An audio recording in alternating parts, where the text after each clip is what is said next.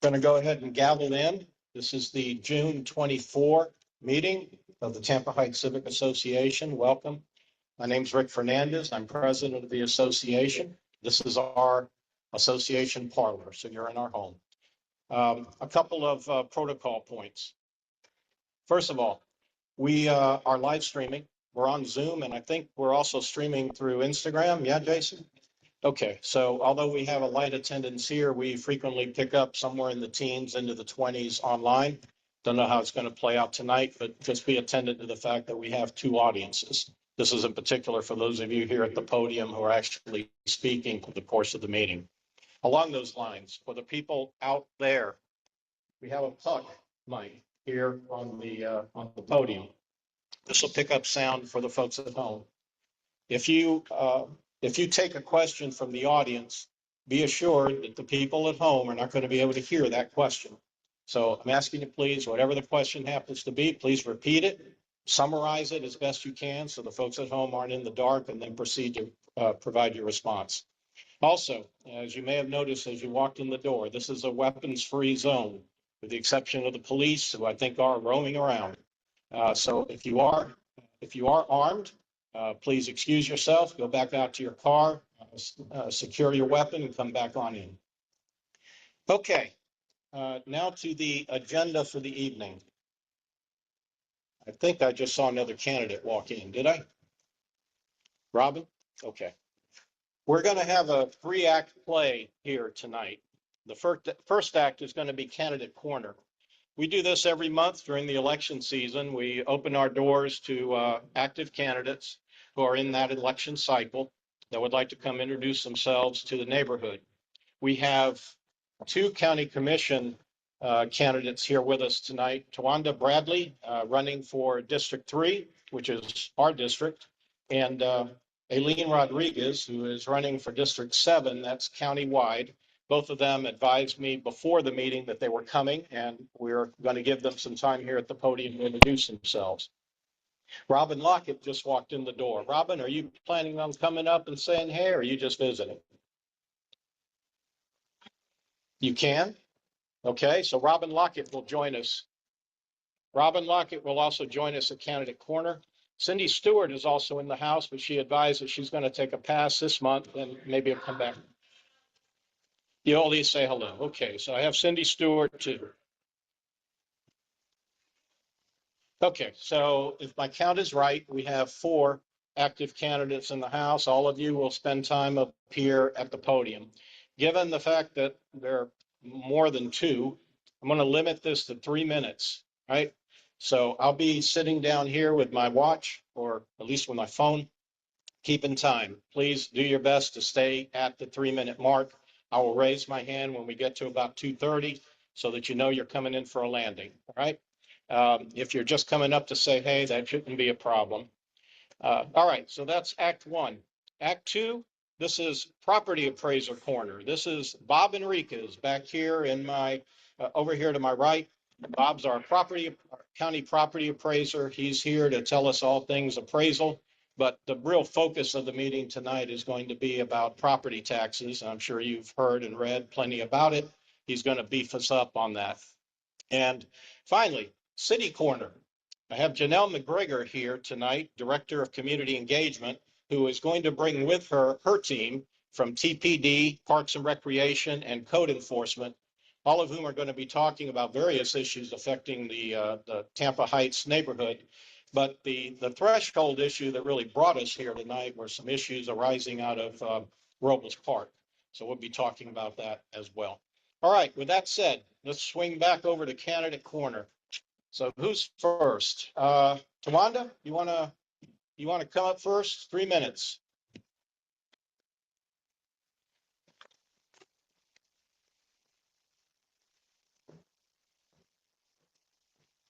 I'm going to let him get in his spot so he can start timing me so I don't go over my minutes. Just want to make sure the 3 minutes is part of the question and answer as well, right?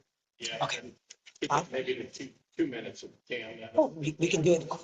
As we said, we're going to hit it and quit it. So hello, everyone. Good to see you all. My name is Tawanda Bradley, as said before, and I'm running for County Commissioner District 3.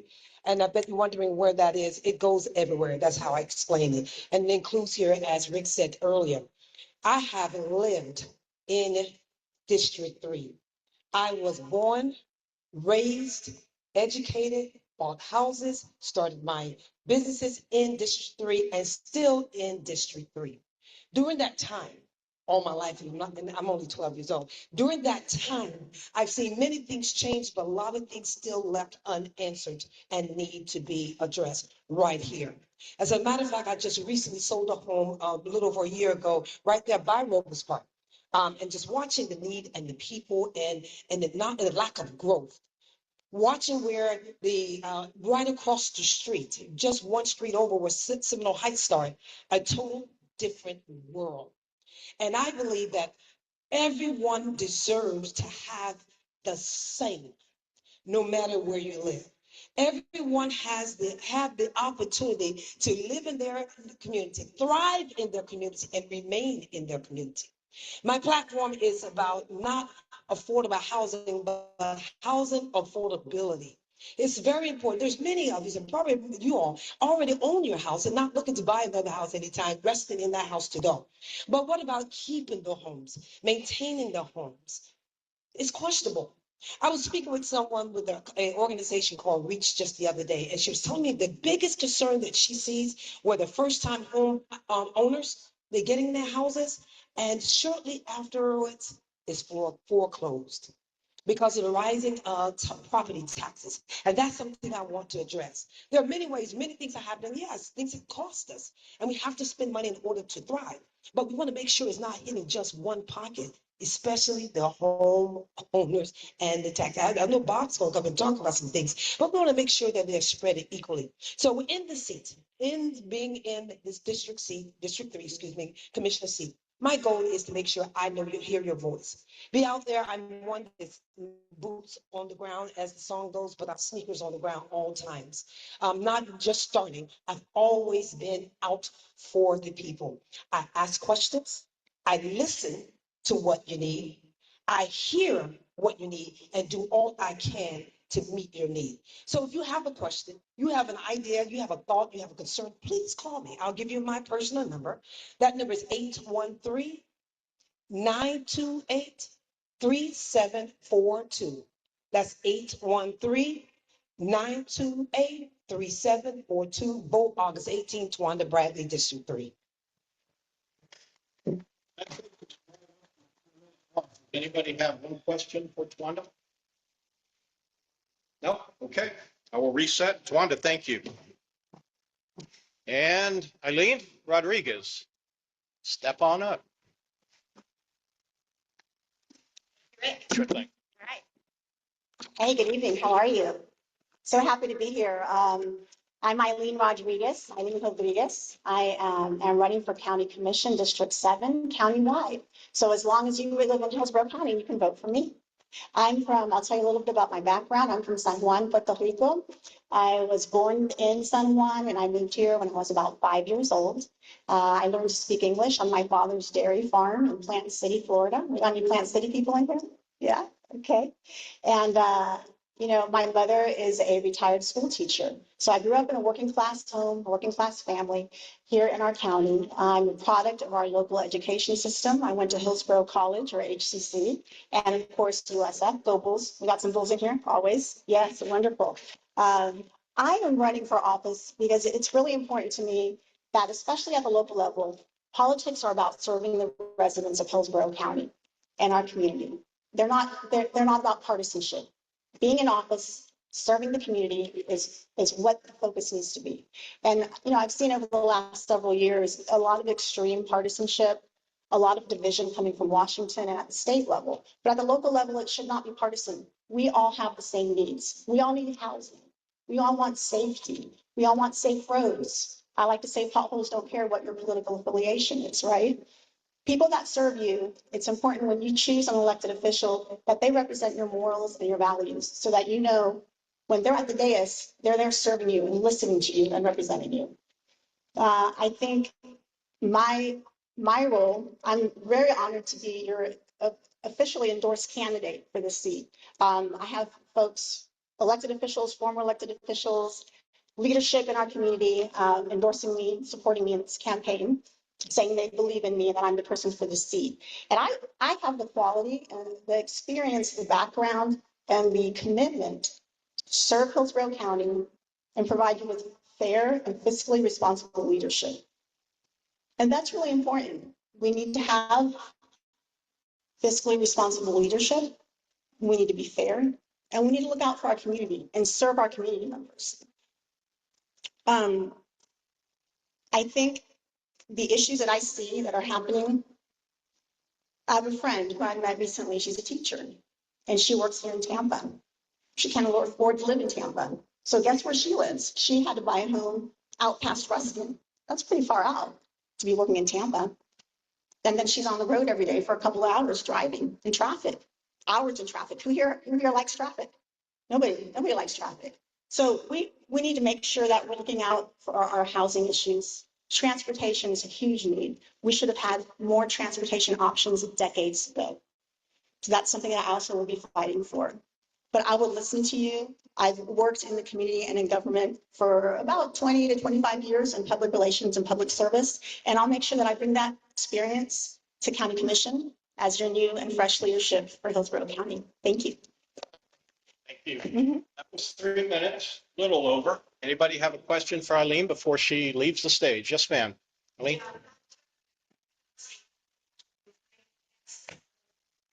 City councilman that said there is nothing that the city council could do.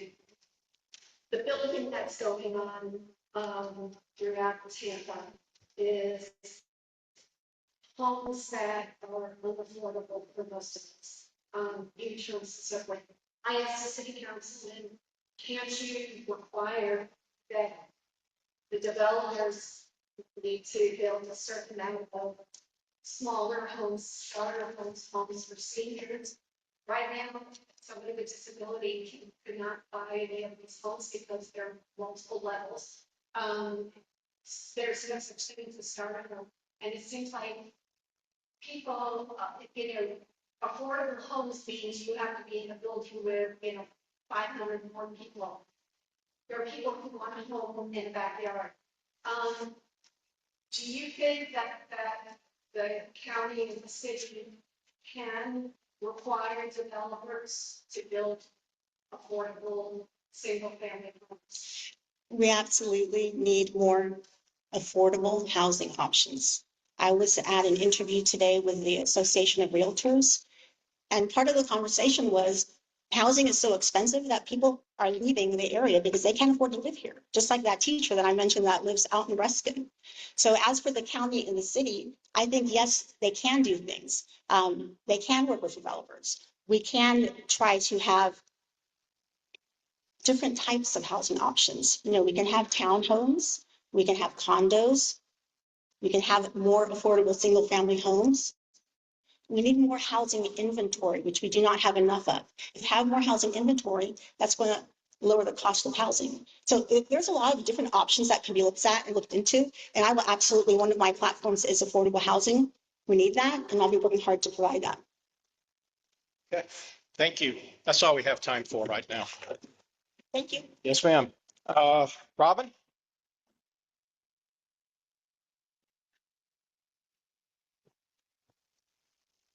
Welcome back. There you go. Robin Lockett. Hi, everyone. Robin Lockett, and I want to answer your question. So one of my platforms is affordable housing. With the City of Tampa, there are down payment assistance options, but guess what? You have to qualify for those, right? Unfortunately. There has to be a way that federally, in regards to a person that's making a certain amount of money, because you have to qualify for those funds. If you make $1 over, that makes you ineligible for it. You don't qualify for it. So there has to be a way that federally they change it. The amount of housing is important, right? The more housing, if inventory increases, you are able to get down payment assistance and so forth. But also with that, they do offer down payment assistance. So It doesn't matter in regards to whether it's a townhouse, condo, or whatever. There's down payment, there are options to help you. I just wanted to talk about down payment assistance with you. There are options to help. The market is the market. So if a house is selling for X amount of money, that's the market. We can't change that. The market also, anybody in real estate, they also know that the market will readjust itself, right? Because people in some form or fashion readjust itself.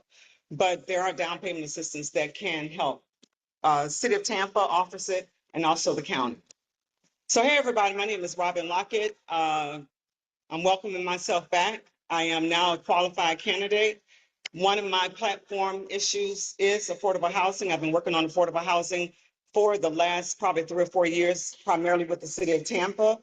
I've been in the community for over 3 decades.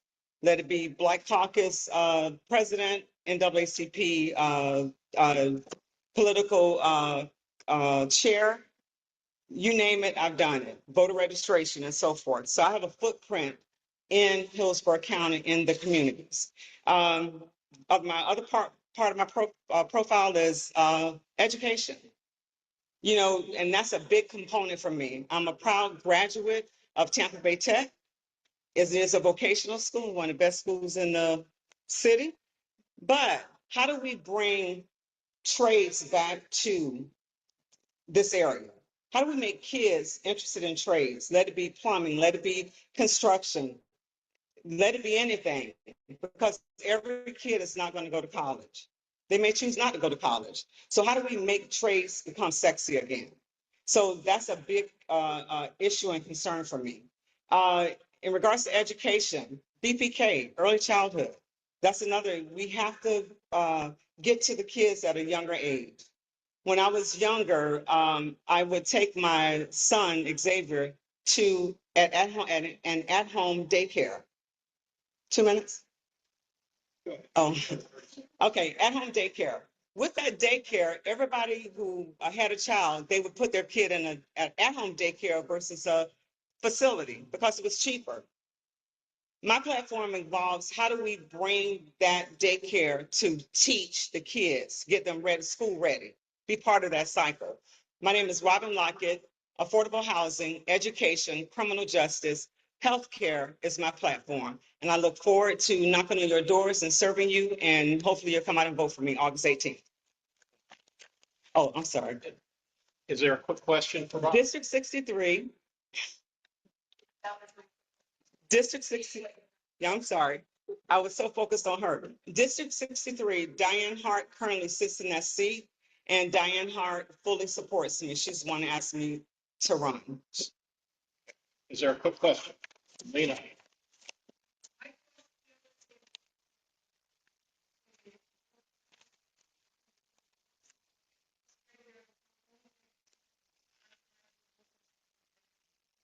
Oh,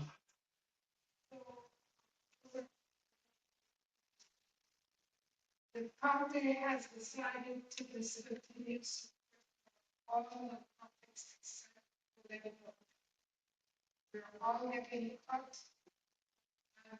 By 2028, including receiving paid funds. Us, right now, we have almost 200 children.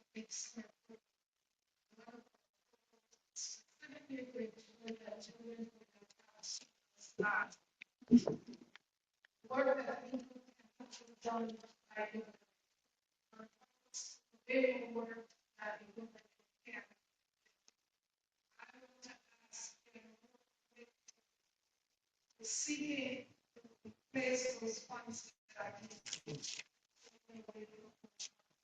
We can't use it. Robin, you want to take a shot at this? oh yeah. So I know that the county has taken away money. I support a neighborhood program should be an extension of government, right? And I support supporting neighborhoods programs just like yours, but with outcomes. For years, there has been people, organizations that have been on the books that aren't doing the work, but they're still getting the money. So like your program is going to provide outcomes. So I totally support that. But guess what? That's why everybody has to go out and vote, because we need a different county commission that's going to make that happen. As long as they stay in the majority and continue doing what they're doing, it's going to be the same way. But I totally support, because they should be an extension of the government. Sorry. Thank you.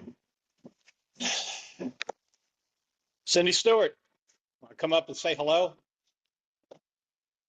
Yeah, please. What are you laughing at? Thank you, Rick. I want to address your question first, because I am not opposed to the guardrails that were put in place by the county commission, because they were needed. As the clerk of the court and comptroller, I could see nonprofits that were abusing the money that they were getting. So those guardrails were needed, but like usual, government has gone a step way too far. I think they need to dial it back a little bit and figure out a way that they can accurately and appropriately figure out what these nonprofits are doing, like, and ensure that the ones who are doing work in our community continue to get funded. We've taken it a step way too far. It's gone way too far for the traditional nonprofits. But you know as well as I know, there are nonprofits out there that get money and there's no results whatsoever in what they're doing. Good evening, ladies and gentlemen. My name is Cindy Stewart. I am running for County Commission. I wanted to tell you a little bit about myself tonight. I am a former Hillsborough County School Board member. I served 8 years in this community, ensuring that children have the programs that they need, including food pantries, including domestic violence assistance and mental health assistance across this county, not just in my district. I then decided that I had done enough in that space, and I ran for clerk of the court and comptroller, and we did some amazing work in that office in 4 years. And I have taken a step back for the last year and a half and recently entered this race for county commission. I believe that I am a proven, experienced leader with the ability to step into this role and have fiscal accountability be my number one priority as we lead the county commission. What you get from the county commission right now is not a lot of policy and a lot of decisions that are made without a lot of community input. Rick is going to tell you, I sat on the MPO for 6 years as well as the first school board member who ever sat there, because let's face it, the school board transports more children and more people in any given day than any other bus in this community.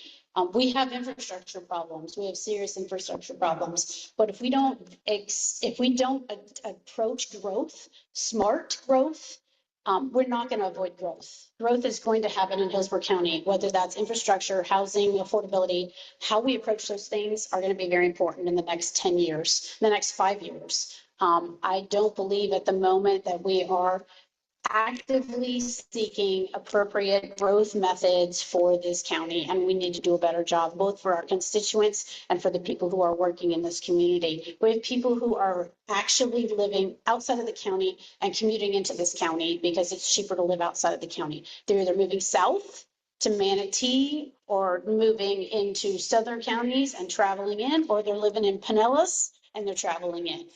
And all that does is create more bottlenecks for us on our roadways here. So I look forward to talking to you more. The primary election for this seat is August 18th, and I look forward to your vote. Thank you so much. Cindy, thank you. You're welcome. All right. We missed anybody that's running? That's running in this cycle, Taryn. Sorry. We have you up every month if you want. Okay, we're at Appraiser Corner now. Bob Henriquez. I don't think you really need an introduction. So, but let me say this. Bob, Tampa native, what is it, fifth generation? Yeah, fifth generation. First came to know about Bob when he was coaching high school football over at Tampa Catholic. Has served in the state legislature, has served as appraiser here in Hillsborough County. And it's a pleasure to call you a friend. So thank you for being here. All right, you've got roughly 30 minutes for the main presentation. All right, and we'll take some questions. Yep. Fantastic. Well, first of all, I appreciate you being here. And actually, it was fun to hear all the candidates, since I didn't have to come up here and be a candidate right now. So it's always fun. So we don't have a clicker, right? So you're going to do it for me now.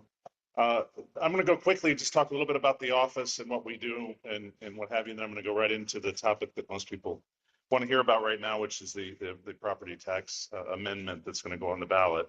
And so, as you, and I'll try to look, I'm going to have to use the cheaters, I'm sorry, but rather than turning around to the screen. But it's important to understand what the office does, the property appraiser's office does. Probably even more important to know what we don't do. So literally our job, my job, and the other 66 of my counterparts throughout the state are to assess the value of all the property in Hillsborough County, in our case, about 570,000 or so properties in any given year for property tax purposes, based on January 1st, which is the magic date for us. And that's our date of assessment. And that way, you know that your property is being assessed on the same date as your neighbor and what have you. And then administer any exemptions that people may qualify for, like homestead exemption and others. It's important to know we don't set the tax rates. That's the taxing authorities. And we don't collect taxes. That's Nancy. That's my sister in crime, the tax collector. So she hates when I say this, but she's the one they write badly about in the Bible, not the property appraiser. So since we're in a former house of the Lord here, I'm going to go quickly through this, and I don't. Hopefully, you guys can kind of make it out on the wall here. But again, our job is to assess the value of all the property in Hillsborough County. This is a wireless, isn't it? You know what? Never mind. This will be easier. Is to determine the assessed value of all the property in Hillsborough County in any given year based on January 1st. As I said, then we pass that on to the taxing authorities. Taxing authorities include, this is important because this is something that will be part of the presentation when I talk about the amendment. It's not just the City of Tampa, Hillsborough County, Plant City, Temple Terrace, but it's all the other special taxing authorities like SWIFT-MUD, the Port Authority, Aviation Authority, Children's Board, that are all part of the taxing authorities. And they calculate the tax rates, millage rates based on their desired budget in a given year. And then they give that information back to us. And then in August, we send out the dreaded trim notice, or really a notice of proposed taxes. Okay, so if you own property, how many of you received a trim notice from me?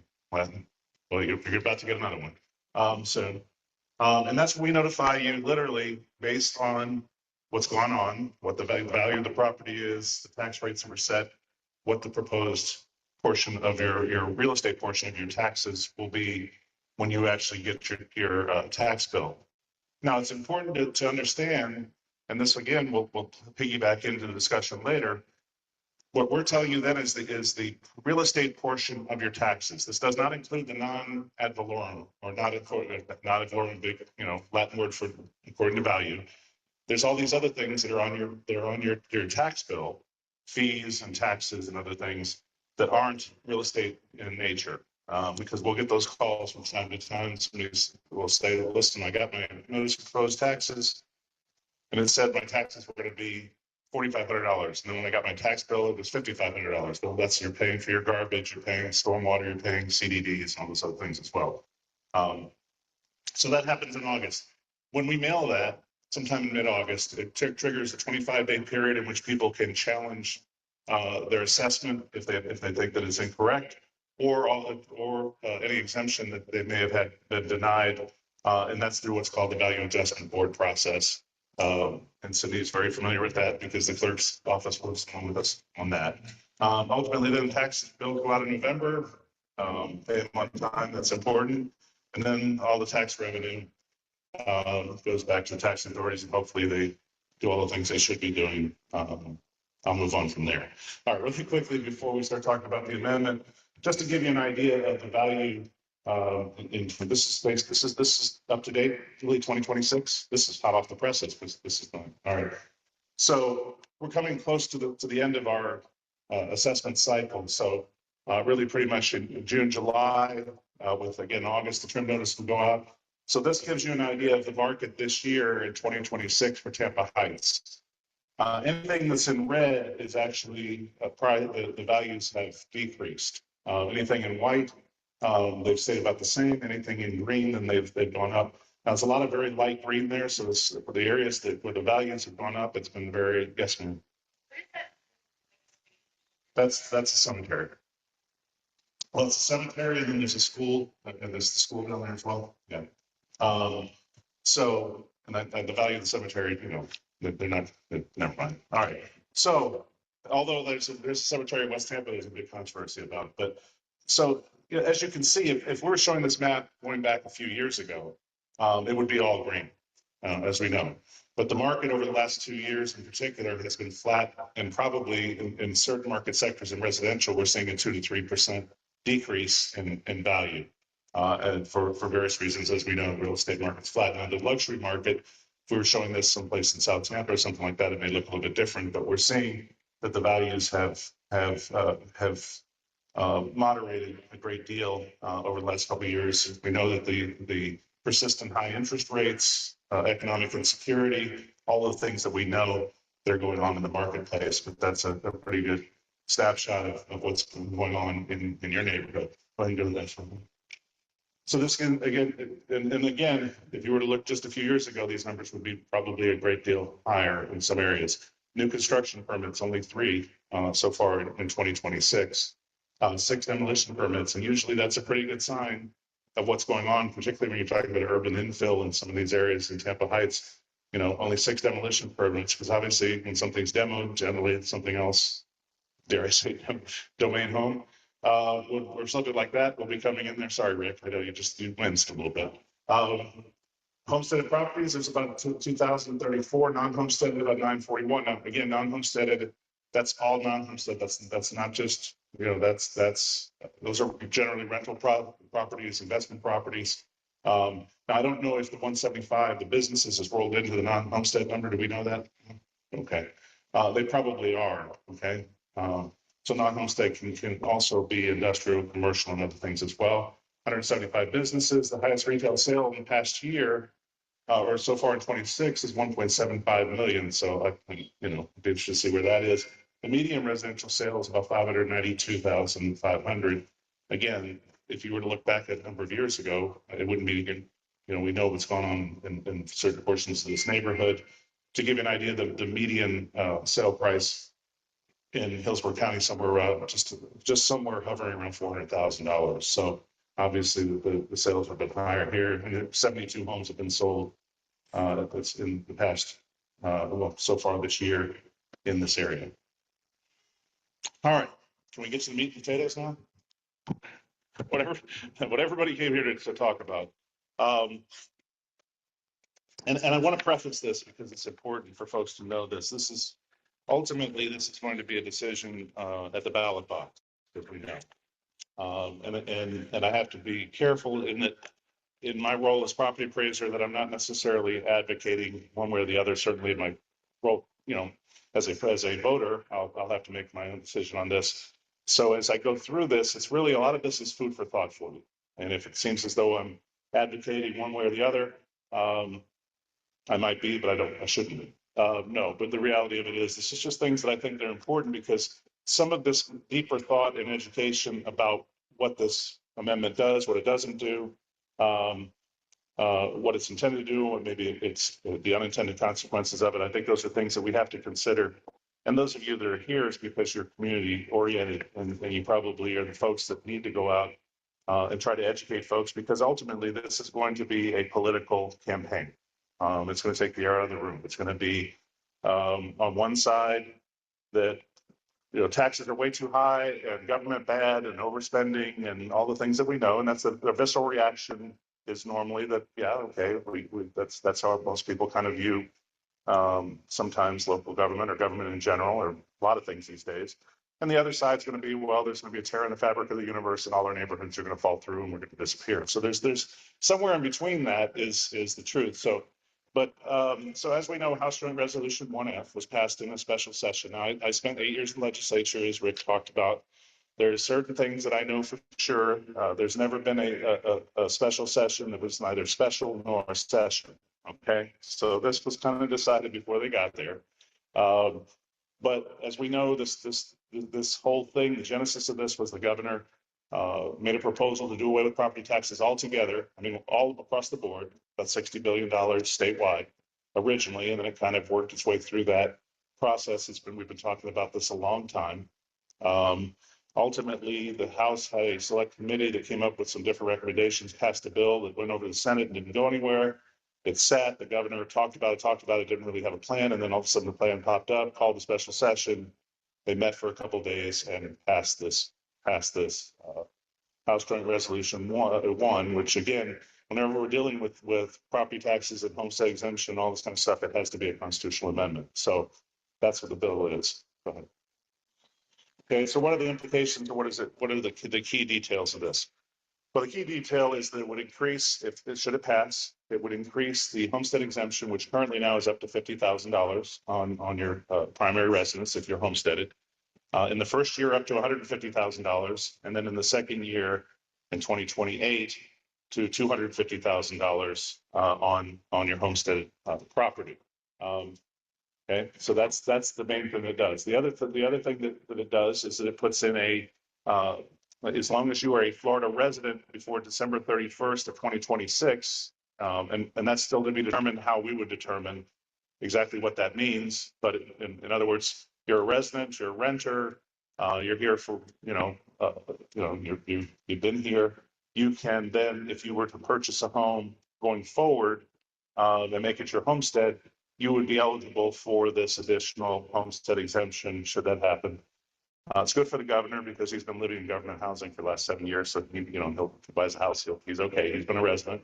But what it also says is if it's after January 1st of 2026, I'm sorry, January 1st, 2027, then they put in a 5-year residency requirement. So you can purchase a home, make it your homestead, but you'll basically be under the old rule of up to $50,000 homestead exemption for a period of 5 years before the additional homestead exemption, should it pass, you'd be eligible for it. Now, I will tell you that a similar provision was part of a law back in 1982 and was found unconstitutional by the state of Florida Supreme Court. Obviously, we have a very different Supreme Court these days. We'll see how that's litigated, but that was put in the bill. And in some ways, I guess, to discourage folks from all of a sudden moving down here and being able to benefit by this additional homestead exemption, although they haven't necessarily been here. We'll see how that part of the bill goes. There are challenges to it. It also lowers the assessment cap, from on non-homesteaded property from 10% to 5%. And that's important when the governor, when he rolled out his plan, said that was to protect small business. In theory, it does protect small business, but it also protects all non-homesteaded property. That's important to know. So it protects big business, small business, $10 million beach home rent, and those kinds of things as well. So that's something to know. It doesn't guarantee that businesses will have lower taxes. All it says is that the cap on their assessed value in any given year can't go up more than 5% instead of 10%. That was thrown in there as well. Go ahead and go forward. Okay, so this is, executive summary. I've already said this. Let's go forward.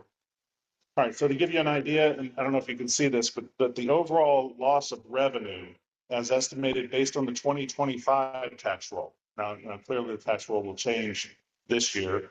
It will increase, probably not as much in its existing value, but more having to do with new construction and things like that will go on the tax roll. But and as you see to the left here, it's all the tax authorities. So you've got Hillsborough County, General Revenue, MSTU, you've got the Environmental Lands, EPC, you've got Swift Mud's on their Port Authority, all the ones I kind of mentioned. And it's not one size fits all in terms of percentages of their budget that property taxes help fund. That's important to know as well. But in the first year, based on the 2025 tax roll, the local government will lose $310 million of revenue in the first year. Once it's fully implemented in 2028, go to the next one. Go ahead. Yeah. Then it's about $500 million of lost revenue, more or less. And again, those are based on the 2025 tax roll. Now, keep in mind that's lost revenue that compounds itself. So that's it's as though you expected, you've got a certain salary and you're based on whatever, let's say you make $100,000 a year, and all of a sudden now you're making $25,000 less, you're making, $25,000 the next year less again, it compounds itself. So it's problematic for government because in certain cases you bond it out and you expect a certain revenue stream over the course of time. And we'll talk about some of those things. But that basically, once fully implemented for Hillsborough County, all the taxing authorities, it's about 503, well, again, $500 million of lost revenue for all the taxing authorities put together. A significant amount, obviously. So, has anybody ever bought a car and not asked how much it was before you drove it off the lot? Okay.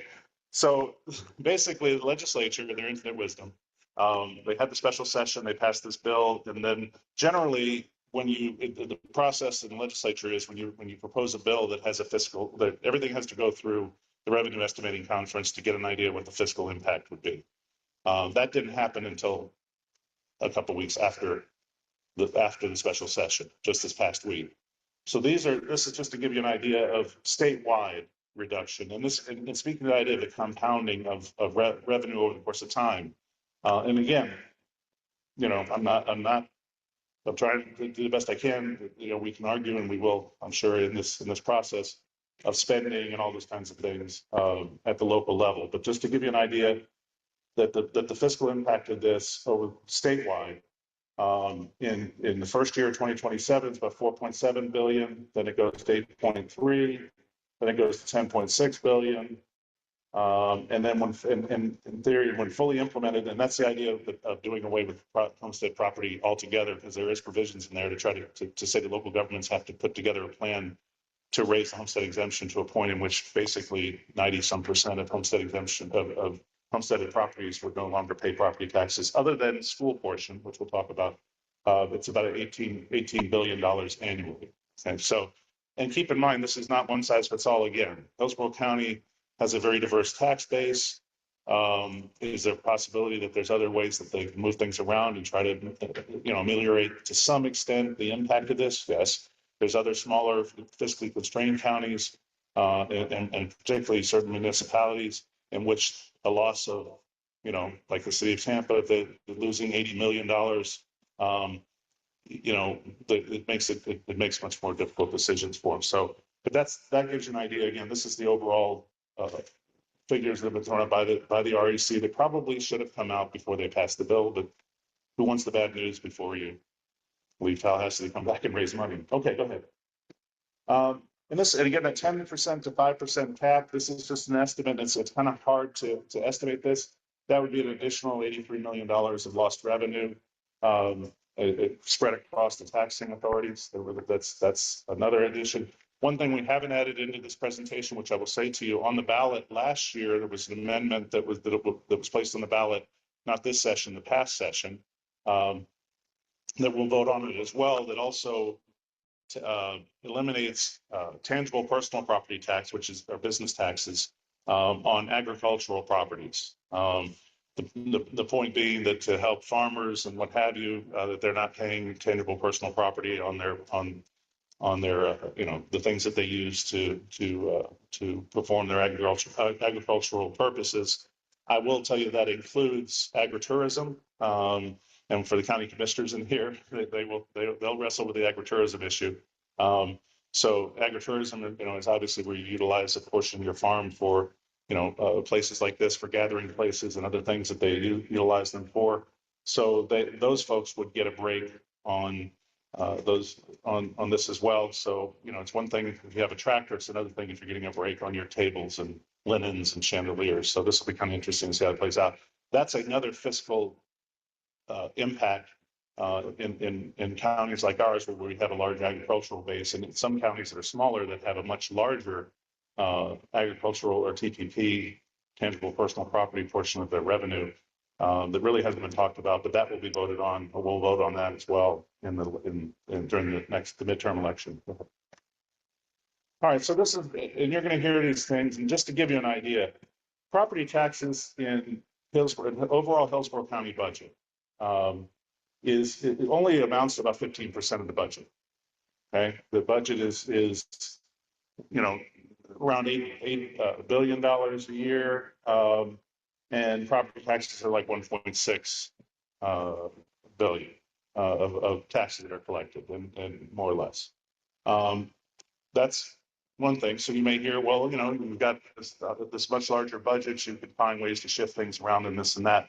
But under the current funding structure, go ahead. Your property taxes, although they only pay 15% of the overall Hillsborough County budget, 60 to 70% of what we consider core services or general operating funds, the kind of things that keep the lights on and the fire engine showing up and the parks open, Teddy, here in the back. They come from property taxes as it's currently structured. Okay. And the vast majority of that is public safety. And it varies, but it could be as much as 60% of the property taxes in certain, it could be 40 to 60% of the property taxes go to public safety. And so, that's important to realize. And there are certain communities, I know that the mayor mentioned the other day at my State of the Market, the property taxes alone in the city of Tampa don't amount to enough to fund public safety by itself. And we've got City of Tampa folks that are shaking their head. Go ahead. So this kind of gives you an idea really quickly, just to put it in terms that I think all of us can understand. So for every $100 that's spent in Hillsborough County, $40 to $45 of that 100 are spent on law enforcement. $18 to $22 are in fire rescue and emergency services. And these numbers, I think, are pretty consistent in other large counties like ours. Parks in Hillsborough County are, and I haven't done this, broken it down just for the city of Tampa, but are $5 to $7 out of every 100 of property taxes. Libraries, $4 to $6. Transportation and road maintenance, only 3 to 5. That again, that's property where property taxes are going. A lot of those dollars come from other sources that are matched and things like that. Taryn's shaking her head because she knows this a heck of a lot better than I do. And then the rest of it, $20 to $25 go to administration, court support, clerk of circuit court, environmental programs, and all these other county services, things that are sort of quality of life things that we're familiar with.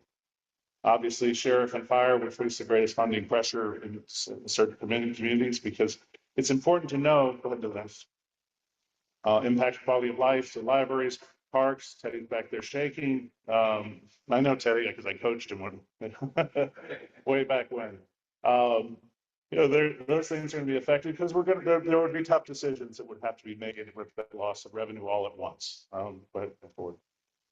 So one of the things they've done in this bill is that they've designated, quote, core services. Okay, and we can, I think, intuitively, if I were to tell you, ask any of you, okay, what's a core service in our community? And the first thing you're going to say is, where do you, the officer, where do you go? You're going to say fire, police, right? Our public safety. That's a core service.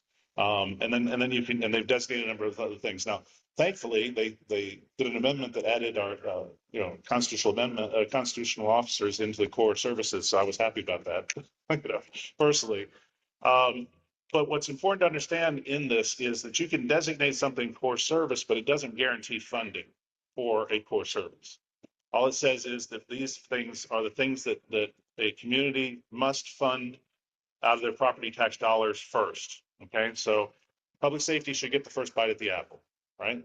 The question is, if half the apple's gone, how much of the rest of the apple is going to be there for all the other things, right? So that's something to consider going forward. Again, in retrospect and thinking through this process of this presentation, I don't think there's a question that we're all stressed economically, that one of the cost drivers for us, for homeowners or for anyone, are taxes, property taxes, and that there's room for this discussion and finding a way to lower property taxes or change the system to make it more fair and equitable. That's not a question. The question is whether this is the approach that is the best one. So it's important. I want to make sure that I put that out there as a caveat. So here's some of the things that I think, again, intuitively may not immediately qualify as a core service. Now, everyone in this room, as you read down that list, are going to find something that you probably feel is a core service for you, or that is something that is a quality of life thing for you.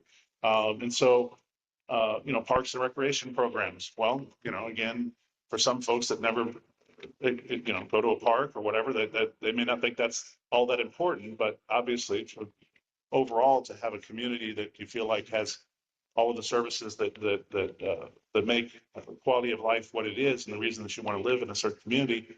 That's one of the things. Libraries and arts. Again, there's some people that don't, will never go back to a library the rest of their life. There's a lot of folks that's where they, the digital divide is real. And there's folks that still need to go to libraries to do, whether it be that they need to have access to a computer or they just still like to go in the old fashioned way of checking out books. I know my mother-in-law does. Again, some of these things are economic development, but this is all things, incentives. Those tough decisions, who's going to make those going forward? Affordable housing, I mean, that was the main topic of the candidates that were here, talking about affordable housing. What happens with that? And frankly, the question would be the local communities, as county commissioners, city council folks, mayors will have to make decisions going forward on things like zoning decisions. And under the scenario that we're talking about, you don't want to build a whole lot of affordable housing because that's not where the bang for the buck's going to be to help fund your budget. So it may make the unintended consequence of trying to build more unaffordable houses or affordable houses for somebody. That really is a misnomer, by the way. It's attainable housing, because if you can buy that $12 million house in Davis Island, it's affordable for you, right? It's more, but it's not attainable for a whole lot of other folks. So anyhow, I don't have to go through the whole list, but again, I think you guys can see my point. This was originally, I just talked to the Suncoast Realtors yesterday, so that was in there, and they were interested in what might happen to the market as a result of this, because their initial thought was, well, if we can lower the price of housing by lowering taxes, that's going to help get the market going because it's pretty flat, and it's going to make houses more affordable. In the visceral reaction, maybe that's the case, but the reality is that the market adjusts itself. So if there's less.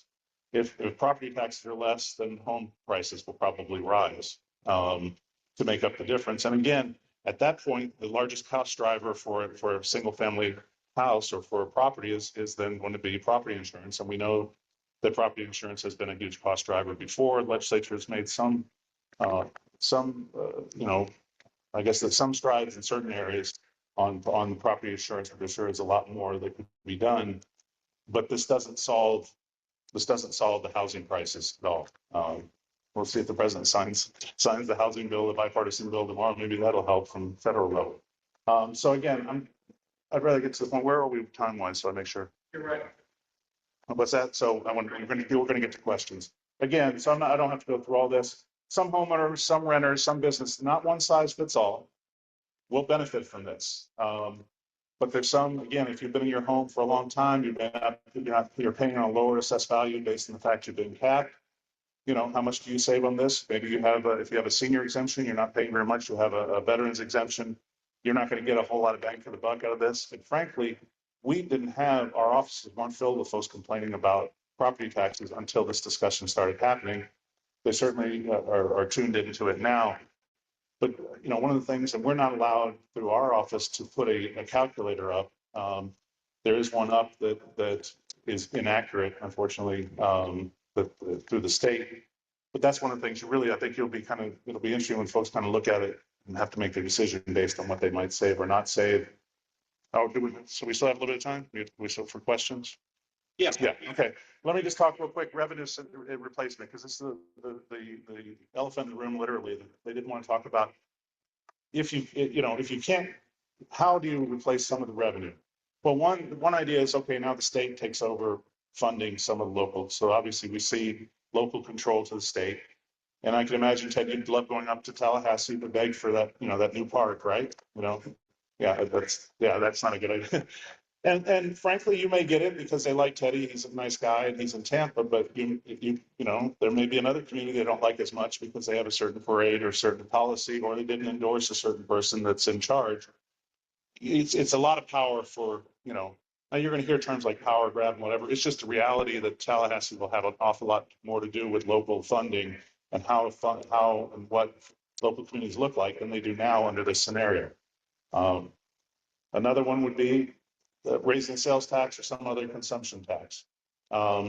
or perhaps fees and the things that we pay that are non-real estate related on our taxes, our property taxes, or I'm sorry, when we receive our property tax bill.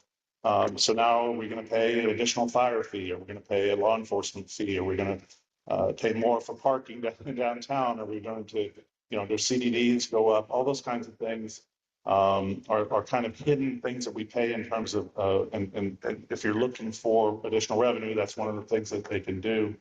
And then number C is, okay, and this is what in the legislative wrap up this morning for the chamber, this is what basically the message was from, and you're starting to hear it from some of the legislators was, well, the county government, city government, local government, taxing authorities will never, we can't trust them to cut their own budget, so we had to do it for them by just taking. So in other words, my kid won't rub their teeth with candy if they don't have any candy. I'll just take it away from them, right? And so that's basically starve the beast is sort of the scenario. And frankly, I mean, there's some validity to the fact that we can all be more efficient and effective, and we have to be. We have certainly in our office, and I can talk about how what we've done in our office, cutting our budget 5 times. There is room for all of those kinds of things. Cindy's attuned to that. She's been in those positions. The question is, at the end of that process, how much is still left? How do we want to invest? What were we planning to invest in our communities, and where they might come from? So those are some of the things to think about. Keep in mind, this is the largest probably fiscal policy change in the history of Florida. It was done in a day and a half. And so ultimately, when you go to the ballot, the decisions have to be made between your own personal decision of your own economic situation. And I'm very much attuned and respectful of that. How much am I going to save in the short run? Now, remember the other things, gas prices are coming down now that the war is, I don't know what it is, but there's, I don't know, is it over or not over? We don't know. From day to day. But there's the other things, whether it be insurance, car insurance, your home insurance, other economic stressors are still going to be there. So if you save $2,000 in property taxes, or you're paying another, $1,000 in here, there, and the other way, it doesn't solve all of that. But ultimately, the folks from Tallahassee had to come home with an affordability message, and this is part of the politics of it. So, and again, I think that's a perfectly legitimate thing. When you go to the ballot box, if you say, listen, I need this extra $100, $200, $300, $400, whatever it is a month in my mortgage, when I pay my mortgage, I'm voting yes. Or the longer view of what does this mean long term in terms of how we want our community to look like, how we're going to fund things in the future. The answer lies in somewhere in between, and I hope, and that's fine. I'm glad that you're having this, Rick, and that folks will have a chance to think this, not in the 30-second soundbite or the mail piece that you're going to receive, or based on just the political rhetoric, but really think it through, because the folks in this room are the ones that think the most about their communities, and you guys are the ones that can spread the message of, before you make this decision, think it. And at the end of the day, the voters will be right, whatever it may be. We will live. So take questions. Yes, ma'am. Barry, just a second, before you start, I want everybody to remember, we have the 3-act play tonight, right? Okay. We've got the folks from the city that are coming on next, so I want to be attendant to their time constraints as well. I'm going to allow for 5 questions, all right? But when you ask a question, not a speech, please. Be to the point, let Bob answer, and we'll move on, okay? All right, Ari. Yes, ma'am.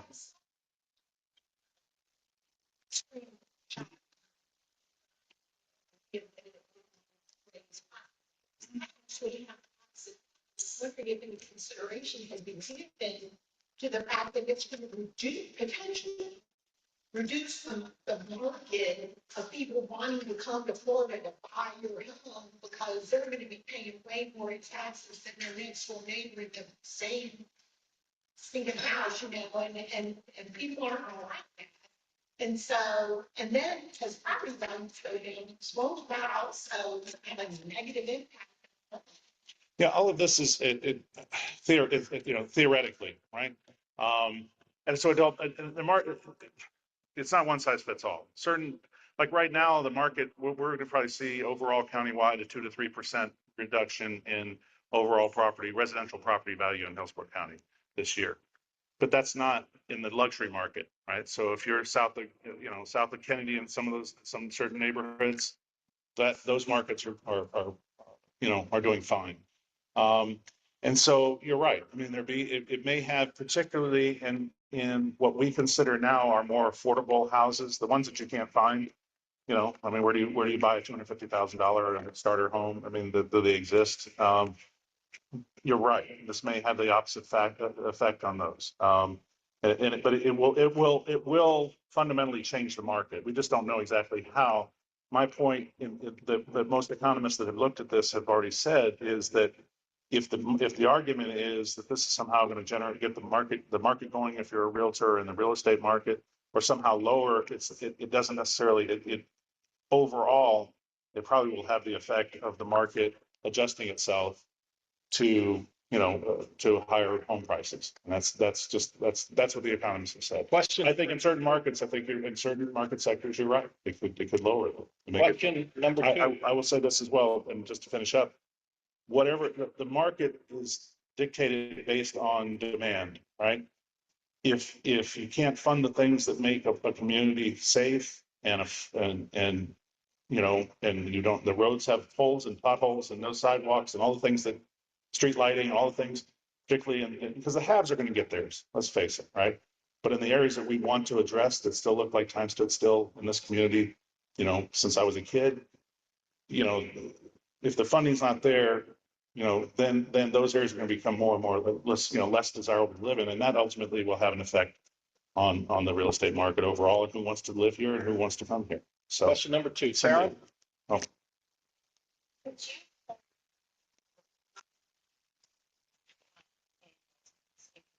Well, homestead.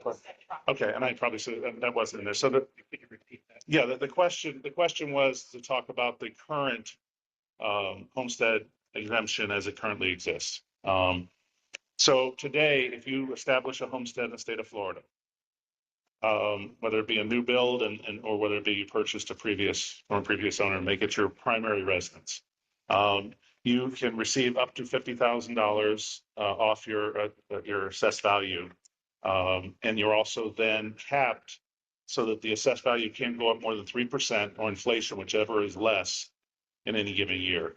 And that's been in law for a number of years. And then subsequent to that, back in 2008, the portability statute came into being that said, and that's the same time that the 10% cap on non-homestead, that said that you could take the differential between your just or market value and what your assessed value is, and take that to the next, and this doesn't change under the scenario of this amendment, to your next homesteaded property to lower the initial taxable value on your next homestead should you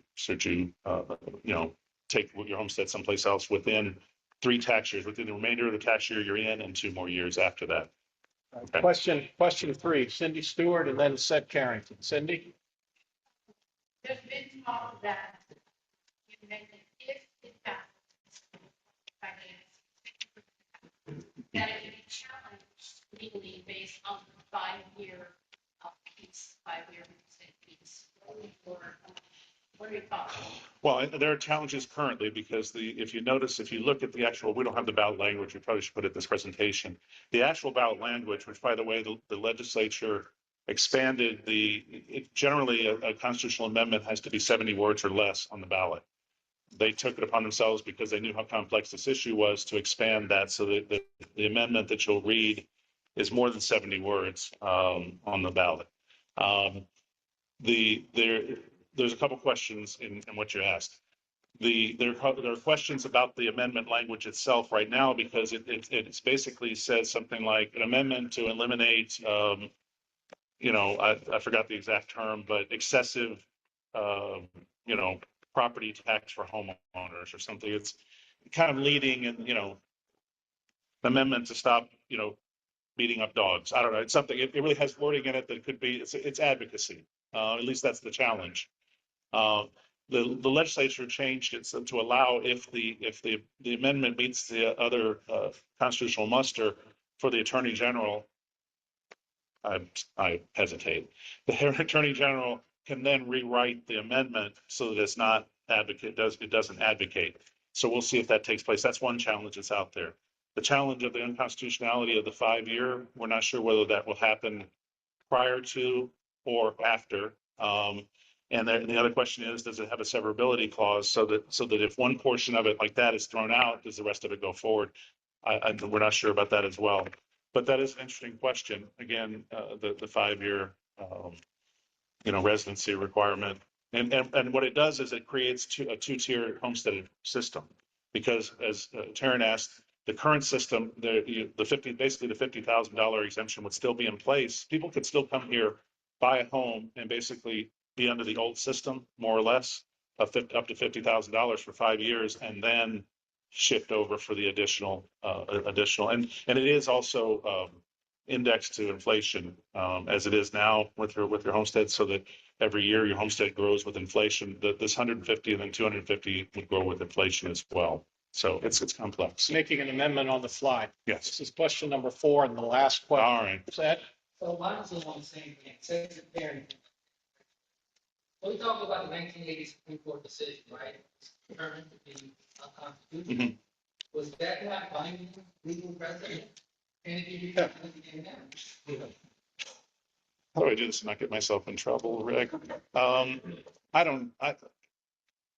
The concept of the Constitution is kind of, it's fluid these days. So, and we obviously have a Supreme Court that's very different up there right now. So we'll see how they would view that.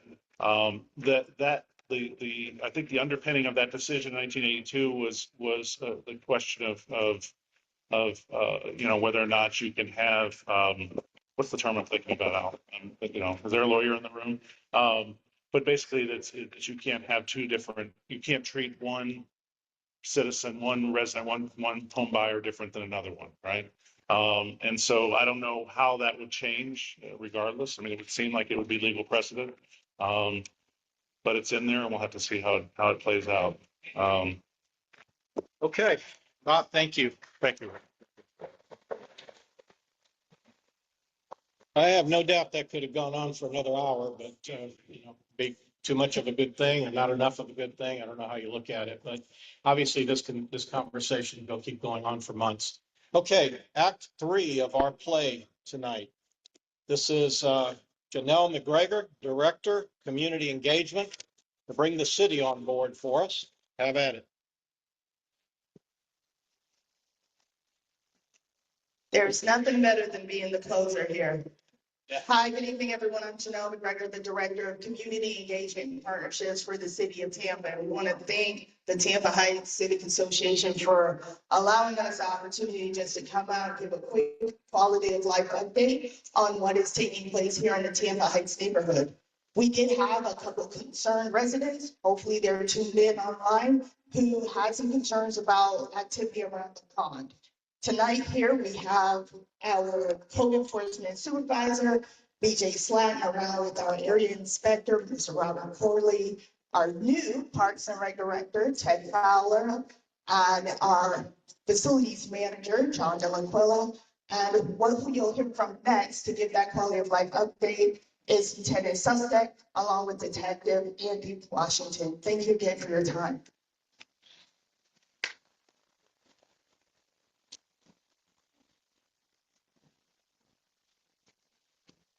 Good evening, everyone. My name is Lieutenant Sostek with Tampa Police. I'm one of the lieutenants in this area, serving city. I'll get a little closer, sorry. Not used to a microphone. Like we said, with the complaints at the park around the pond, as soon as we were made aware of it, we put together an operational plan that we started on June 11th. And this particular plan is going to continue through the 28th of June. It can be extended. We can continue to do what we need to do as needed. But basically, what the plan was said to address was the loitering, any type of littering, drug use, illegal parking, bicycles, skateboards, trespassing, anything that could be a violation of city, county, or state ordinances within the park, which is there for the community and folks to enjoy, not to have any problems. So we immediately launched into this, especially after receiving information of gatherings of large groups there, and in that time period, we have had. about 146 different times that recorded, and 139 of those 146 activities are our directed patrols, our day shifts, our evening shifts, our midnight shifts, going out to the park at different times, different hours. Clearly, we're going out at random times because if people know we're there every day at 2 p.m., then it's not going to be effective. So we went out and we did all these random different I call them directed patrols. This basically those 139 times so far, and that's from that June 11th through today, and we only really had about 2 or 3 calls for service, nothing of any significant. But during that time, we made a handful of misdemeanor marijuana arrests, conducted what was called street interviews, ran into folks, had a voluntary encounter, checked them out, talked to them, made sure they didn't have any warrants or anything, educated folks about the hours of operation of the park and what can and cannot be done in the park, but no significant crimes of any kind that were reported or that we located since the initiative. I think we've written a few parking tickets as well for some illegal parking, had some suspicious vehicle calls, but they turned out to be like either someone visiting someone in the area. There was nothing like that was to that. And every day, all the photographs basically show the park empty of any of the problems of what we was experienced before. Again, this initiative is going to going to continue through the 28th and throughout the summer. It's part of our summer operational plan. And at any time, we actually have several parks in our patrol district that we check on a regular basis. So it is important to us that space is safe and used for what it's meant for, and that's for the enjoyment of the visitors and citizens of our city. And that's basically like, what I have. If there's anything specific that I can answer, or any additional other concerns that maybe not necessarily related to the park that I can try to help you with. Detective Washington here, he kind of regulates a lot of this stuff and does a lot of follow-up. Should there be should we uncover, hey, there is something major going on somewhere, that's where he would follow up. In this case, we did not find anything like that, but he does continue to work with this complaint and several others throughout the day. All right, well, we have a lot of city resources here, and everybody is more than anxious to answer your questions, so it doesn't have to be about Robles Parks. If you have any questions for these folks, please, don't be shy. Nicole. 2. One may not be first. First one is the grocery store on Nebraska, the Royal Market that was just recently shut down. Is there, maybe you didn't look at this item, is there any correlation to the activity that was happening in the park to now that is it just a coincidence that was shut down? If that's the case, I'm unaware. I don't think I would have anything that would show that type of data. Maybe time would tell, or maybe if we, ended up making some encounters with some arrests and somebody gave us that information. But I don't believe that that's related at all. And then the second one, that again is maybe more of a parks question, is the shelter that's there in that park. I think as a response to the activity, they put up kind of like a 16-foot chain link fence. Not my favorite solution to a problem, so I'm just curious how that fits in. Yeah, I'm afraid I probably wouldn't be able to comment on that. I'm sorry. Is that a parks question? Yeah. You want to come up here? Yeah, if you got something to say, come on up here and take the mic. Please stream live. If you would, please repeat the question. Your question was, why did we put a fence around the pavilion? It was a direct response of what was going on. Several neighbors who called us and said, we've got to do something about it. We never witnessed, to his point, we never witnessed the criminal activity, but there was allegedly residue from it, beer cans, alcohol, and things like that. So our best response to that, since we don't have the resources to have people there 24 hours a day, was to take that amenity away, unfortunately. So if that was at the behest of some people around Robles Park who were constantly emailing and pretty much desperate for us to do something of that nature. So would something like that?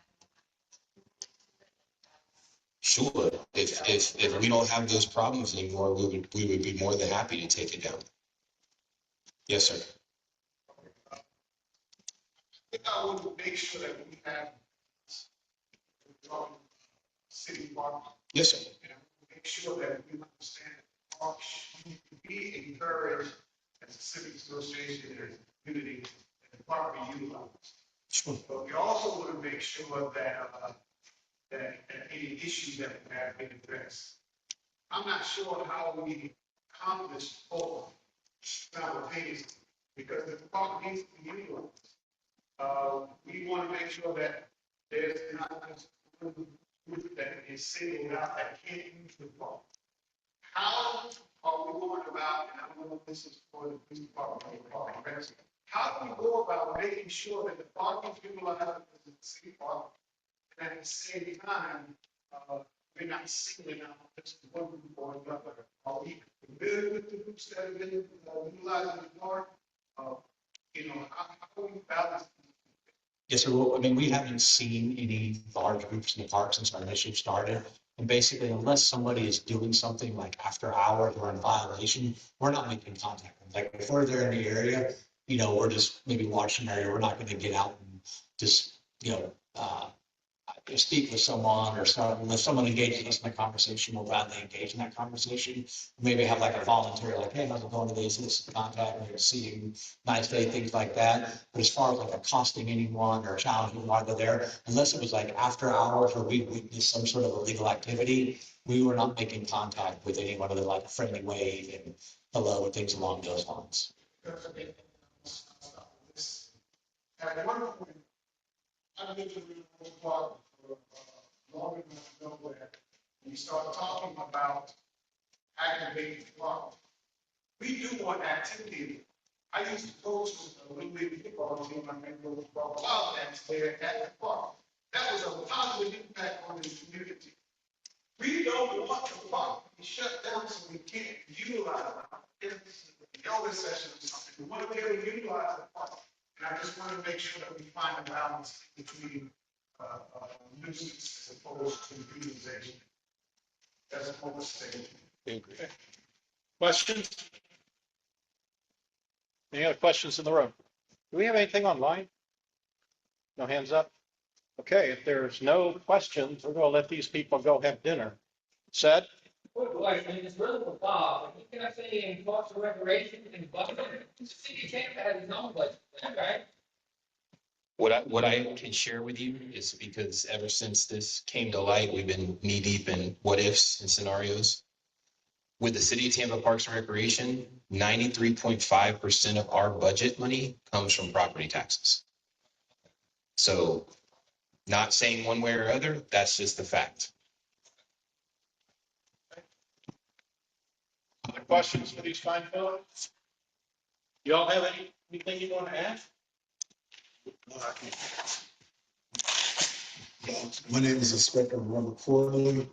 My area is typically from Nebraska to the river, I got a little portion here from MOK all the way down to Columbus. And typically right now, we consider this grow season, so it's a lot of undergrowth over here. We're attacking that. And typically all the code officers, they have queues, which they already have through the INET, through phone calls to our customer service, where complaints are called in and they're addressed to whatever code officer has that specific area. And we get all the in-between also. We also go to zoning board, code board, and also civil court. Right now, parking department, they're doing all the parking issues right now.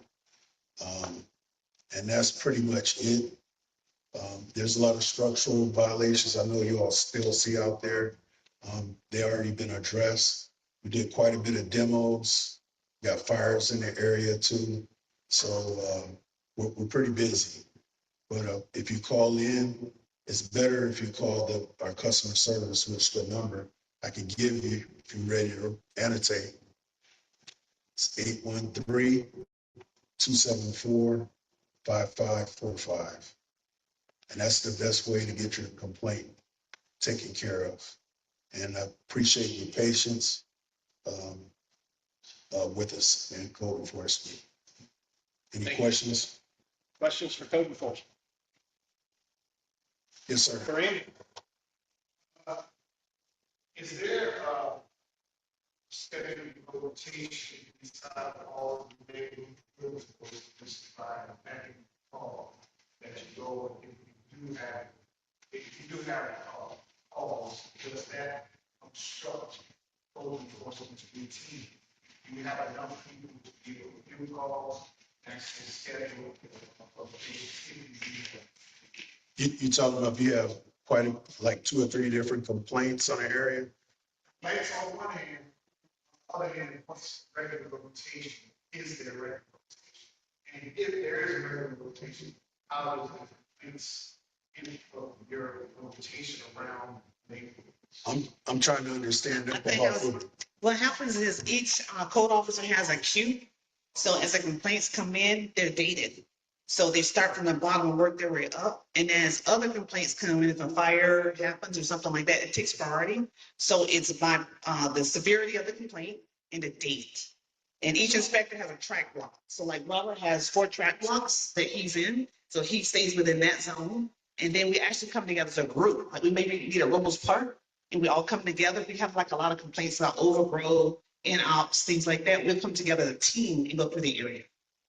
Yeah, but they all have their own specific track blocks. Really quick, you say, differentiate between code enforcement and Code enforcement is the one that does the minimum standards, the property issues. Then we have enhancement team members. I have 6 enhancement team members and 5 code officers. Enhancement is responsible for like illegal dumping, maybe some overgrowth on a sidewalk. They do that kind of thing, alley overgrowth.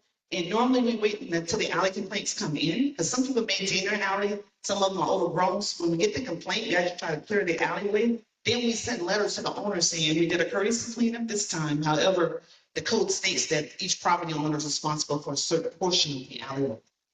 But we will do illegal dumping and things like that from the alleys. Janelle, would you be able to send me after the meeting, the names, contact information for all these good folks? Okay. I saw some hands up. Said you were up first, then Taryn, then Lena. Said? Okay, so real quick, for your patrol methodology, like, you all do like proactive patrolling? Yeah. And then, you make that with responding to complaints? Yes, we complaint driven and we also proactive. So we have to do both. Yeah, but we try to get to those complaints first. Taryn? So Rick, I just wanted to bring up the dumping that is happening due to what we believe is because of the construction with FDOT. And the dumping is happening in the Buffalo Soldiers field, but on Elmore. So between the interstate and Elmore and Buffalo Soldiers field, it's a lot, like. So that's me. All right, so I'm Detective Washington. All right, I handle Take the mic, please. I'm Detective Washington. I handle the illegal dumping cases in Tampa. So basically with DOT, some of their empty lots where have ongoing construction are becoming somewhat of a problem. So I've been in contact with them. And also they are making arrangements to post cameras to fence off or rope off areas where people are driving onto their property and dumping stuff. And one at Elmore and then the other one off of, I think it might be like 3317 or 3314 something, Talaferro, that area. So I am aware of those and I am working with DOT to handle all that stuff. So some of it's on the DOT side, and then some of it is on the Buffalo Soldier field side, so it's like. Right. It's Okay. where Elmore is closed, it's where Elmore is closed, yeah. Right. So like I said, we're working on getting all that stuff cleaned up. And another thing, what I want to just iterate to you guys, if you guys have any complaints, like far as, so if you want to put in a code complaint on a neighbor, okay, you can use my name, Andrew Washington, as the complainant. All right, and I'll be the complainant for you. Therefore, you won't have to really get involved with your neighbor. All right. So once again, if you have a complaint that you want to put in and you don't want to use your name or your address, just use my name, Andrew Washington, and just use 411 North Franklin Street, Tampa Police Department. And also, I can be reached at andrew.washington@tampagov.net. or 813-242-3876. And that information is being streamed out to London right now. Oh, yeah, that's okay. I can one key. Lena, you have a question?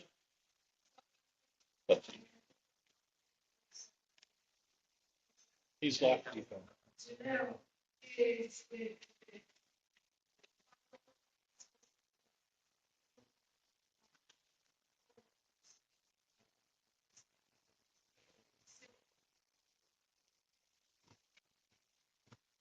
Repeat that question, would you, please? Thank you, Ms. Lena, for the question. Ms. Lena asked if, correct me if I'm wrong, if the property appraisers, was being proposed would impact code enforcement's budget. And I'm by no means the expert on that, but I could just give a general response that as a city, we're looking at impacts organization-wide. So that's public safety, code enforcement, parks and rec, community engagement, citywide. Brian Seal. Sure. Great. Try to make it short. So first to code enforcement folks, specifically about visibility issues with fences and vegetation. So I live over close to North Boulevard, in this neighborhood. There's been a lot of newer development there. A lot of what happened is get built, they won't put up fences, and then see the new owner moves in. Building permits slows down, move on, putting a fence may not comply with fence code. And so I mean, it's played over time. Some of them, whatever, I'm complaining about every single fence that goes up. But the one that bothers me, particularly on the boulevard, there's a lot that have been put in that don't meet code, and then they'll put up, some sort of hedging type plant that grows higher than that. It's really dangerous pedestrian and vehicle situation along the boulevard, but then on really almost sitting in the corner. Is that something that the code enforcement can do to get kind of crossed over? Because I've got a kickback for the reason between building and code enforcement and being see that it's, I'm really worried about trying to cross over with my kids, on the bikes, stroller, or even trying to drive. Yeah, it sounds like a site obstruction. And what we don't cover, construction services definitely does. Since it was a new build, they would definitely.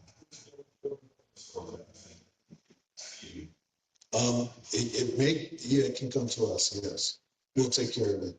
But if it's still if it was a building issue previous and it was like under a year, the construction services would definitely help us out. It'll get resolved.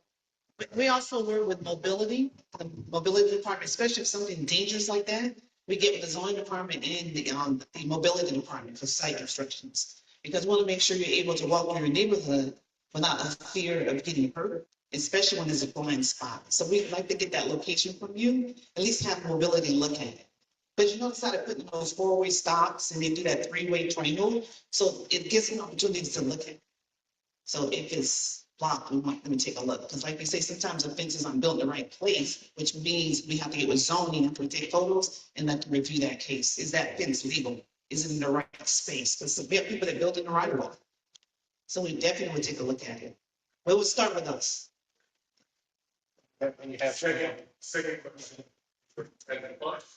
Just generally, I know you came to talk about rural parks plan, but off the top of your head, do you know of any enhancements to parks, play equipment, shade, anything coming? We Be installed in Tampa Heights? Well, our CIP budget is out through 29 to 30. So we have specific projects, one of which Burrell Park. That comes, I think the money comes due in 27 and 28.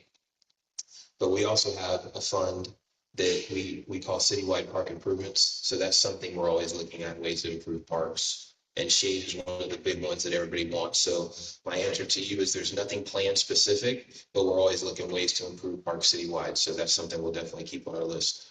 My park manager is here, so he'll put it in his brain, and we'll be talking in a couple of months. Like, hey, what about, this or that? So we're always looking to improve parks citywide. Yes, sir. Lena?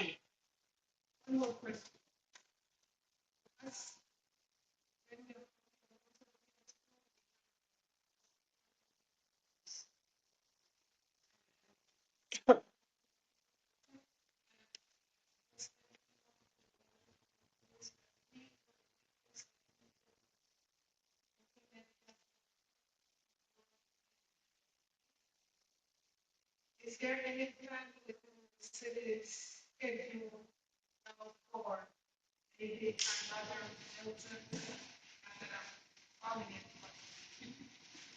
That happened so quickly, and it's something that happened for the first time ever in 50 years that we did the wrong area. If you could, a summary, just so the folks at home have some clue of what you're talking about. So the question that was posed is if there are any plans to help the residents around Robles Park who are impacted by flooding as a result of Hurricane Milton. And I would say that yes, our stormwater department launched a all hands on deck effort to ensure that the stormwater systems have been cleaned, but also we're working with residents as well. And I know, Ms. Nina, you've always been a champion with us for preparedness. And one thing we would like to invite the association, if you'd like, is we can have emergency management come to one of the meetings to just share some updates on anything they're doing. Our biggest effort right now, too, along with hurricane preparedness, is heat. Ted and his staff launched, I want to say, 4 cooling stations this past weekend because heat is also extreme. It causes extreme impact on our residents as well. So we want everyone to be prepared for hurricanes, heat, as well as cold. So we would love to invite emergency management out there and do something fun and interactive. I usually think of emergency management as a fun thing, but okay. We'll make it fun. Cool. All right. Other questions? Do we have somebody that hasn't asked the question yet before I go back to Taryn? Nope. Taryn? Because you brought up shade. So I want to know, are you using the heat resilience playbook? Have you seen it? Do you know it exists? And do you have any questions about the HVI? Yeah, what's the HVI? The heat vulnerability index. I can talk about. Okay, I can get familiar with that, but as far as the shade goes, we are all, every new build we have, every park that we're designing. In fact, we just did a groundbreaking today at Ray Park, which is a little ways down the street. There's no less than probably 10 shade structures in that new build. So we're definitely shifting our focus to incorporate that more. Every new dog park we build, which a lot of people, I'm a big dog person. A lot of people don't realize there's 2 things that as long as I'm in charge, we'll never do. And that's going to make a dog park without water or a dog park without shade. Because dogs don't know to stop. Some dogs will sit down and say, I've had enough. But most dogs before the age of 6, they'll run and run and run until they basically pass out and kill themselves and they're in a heat emergency. So my answer to you is no, I'm not familiar with that index, but however, I will get familiar with it. But I know project-wide, whatever we're doing, we have the heat in mind, as Janelle brought up. And every one of our new builds and any improvements that we're doing, we are incorporating shade structures, whereas 15 to 20 years ago, we'd make a new building, a new playground, and we'd be like, oh, that's pretty, it's good. We've got a tree over there, so we'll have shade for 3 hours a day. But that's definitely a focus for us going forward with any of our new builds and any of our playground or facility improvements. Okay. It's 8:45. We're way past our normal witching hour, but thank you guys so much. Thank you for hanging in there with us. You guys, thank you. Thank you all very much for coming and staying. This has been a pretty informative hour and a half, so appreciate it. We'll see you next month. We're adjourned.